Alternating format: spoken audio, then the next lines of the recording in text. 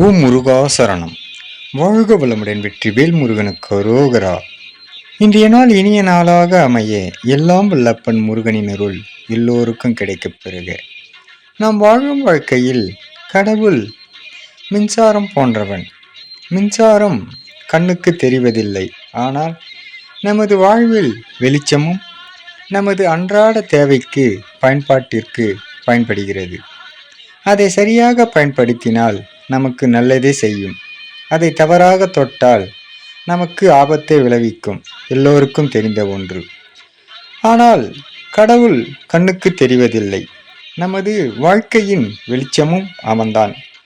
மின்சாரம் புறத்தோற்றத்துக்கு வெளிச்சமாக இருக்கும். இறைவன் அகத்தோற்றத்துக்கு வெளிச்சம் தருகின்றான்.